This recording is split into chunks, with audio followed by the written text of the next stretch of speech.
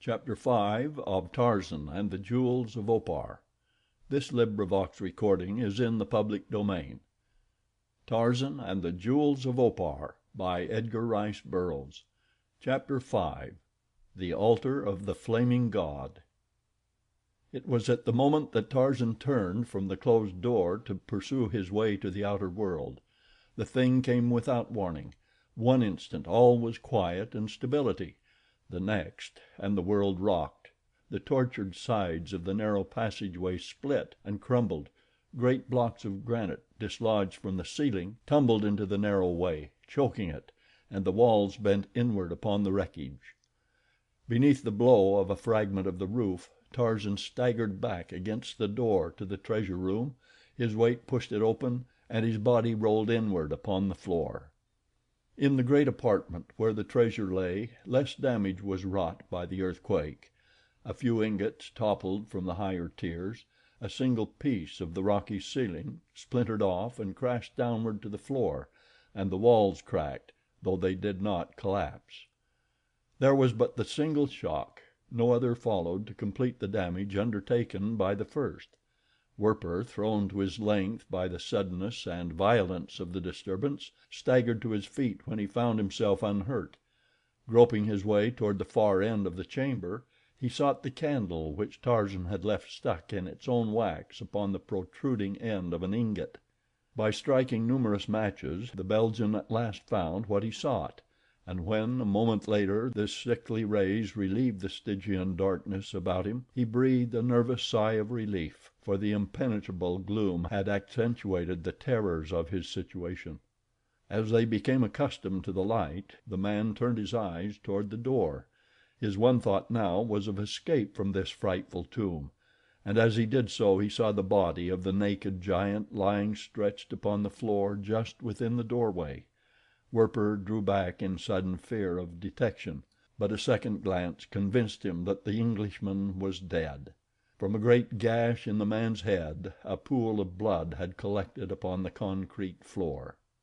Quickly the Belgian leaped over the prostrate form of his erstwhile host, and without a thought of succor for the man in whom, for aught he knew, life still remained, he bolted for the passageway and safety. But his renewed hopes were soon dashed. Just beyond the doorway he found the passage completely clogged and choked by impenetrable masses of shattered rock. Once more he turned and re-entered the treasure vault. Taking the candle from its place, he commenced a systematic search of the apartment, nor had he gone far before he discovered another door in the opposite end of the room, a door which gave upon creaking hinges to the weight of his body. Beyond the door lay another narrow passageway. Along this Werper made his way, ascending a flight of stone steps to another corridor 20 feet above the level of the first. The flickering candle lighted the way before him, and a moment later he was thankful for the possession of this crude and antiquated luminant which a few hours before he might have looked upon with contempt, for it showed him just in time a yawning pit, apparently terminating the tunnel he was traversing. Before him was a circular shaft. He held the candle above it and peered downward. Below him, at a great distance, he saw the light reflected back from the surface of a pool of water. He had come upon a well. He raised the candle above his head and peered across the black void, and there upon the opposite side he saw the continuation of the tunnel. But how was he to span the gulf?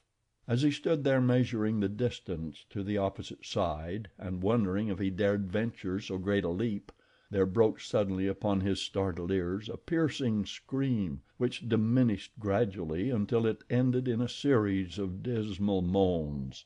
The voice seemed partly human, yet so hideous that it might well have emanated from the tortured throat of a lost soul writhing in the fires of hell.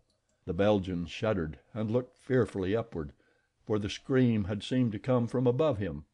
As he looked he saw an opening far overhead, and a patch of sky pinked with brilliant stars. His half-formed intention to call for help was expunged by the terrifying cry. Where such a voice lived no human creatures could dwell. He dared not reveal himself to whatever inhabitants dwelt in the place above him. He cursed himself for a fool that he had ever embarked upon such a mission. He wished himself safely back in the camp of Achmet Zek, and would almost have embraced an opportunity to give himself up to the military authorities of the Congo if by so doing he might be rescued from the frightful predicament in which he now was. He listened fearfully, but the cry was not repeated, and at last, spurred to desperate means, he gathered himself for the leap across the chasm. Going back 20 paces, he took a running start, and at the edge of the wall leaped upward and outward in an attempt to gain the opposite side. In his hand he clutched the sputtering candle, and as he took the leap the rush of air extinguished it. In utter darkness he flew through space, clutching outward for a hold should his feet miss the invisible ledge. He struck the edge of the door of the opposite terminus of the rocky tunnel with his knees, slipped backward, clutched desperately for a moment, and at last hung half within and half without the opening; but he was safe. For several minutes he dared not move, but clung weak and sweating where he lay. At last, cautiously, he drew himself well within the tunnel, and again he lay at full length upon the floor, fighting to regain control of his shattered nerves. When his knees struck the edge of the tunnel he had dropped the candle. Presently, hoping against hope that it had fallen upon the floor of the passageway rather than back into the depths of the well, he rose upon all fours and commenced a diligent search for the little tallow cylinder, which now seemed infinitely more precious to him than all the fabulous wealth of the hoarded ingots of Opar. And when at last he found it, he clasped it to him and sank back, sobbing and exhausted. For many minutes he lay trembling and broken, but finally he drew himself to a sitting posture, and taking a match from his pocket, lighted the stump of the candle which remained to him. With the light he found it easier to regain control of his nerves, and presently he was again making his way along the tunnel in search of an avenue of escape. The horrid cry that had come down to him from above through the ancient well shaft still haunted him, so that he trembled in terror at even the sounds of his own cautious advance.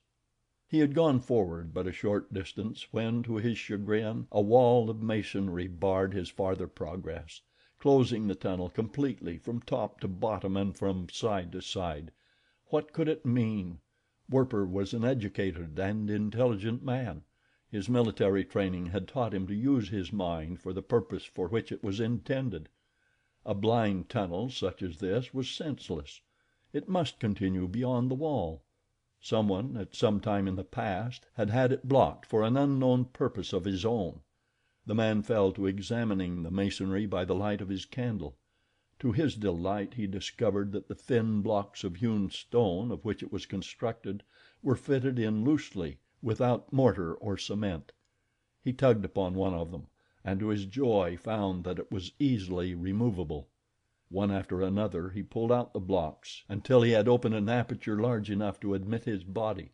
Then he crawled through into a large, low chamber. Across this another door barred his way, but this too gave before his efforts, for it was not barred. A long, dark corridor showed before him, but before he had followed it far his candle burned down until it scorched his fingers. With an oath he dropped it to the floor, where it sputtered for a moment and went out. Now he was in total darkness, and again terror rode heavily astride his neck. What further pitfalls and dangers lay ahead he could not guess, but that he was as far as ever from liberty he was quite willing to believe. So depressing is utter absence of light to one in unfamiliar surroundings. Slowly he groped his way along, feeling with his hands upon the tunnel's walls, and cautiously with his feet ahead of him upon the floor before he could take a single forward step.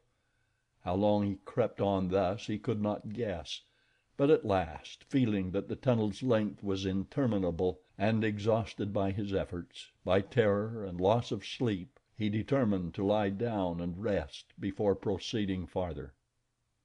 When he awoke there was no change in the surrounding blackness. He might have slept a second or a day, he could not know, but that he had slept for some time was attested by the fact that he felt refreshed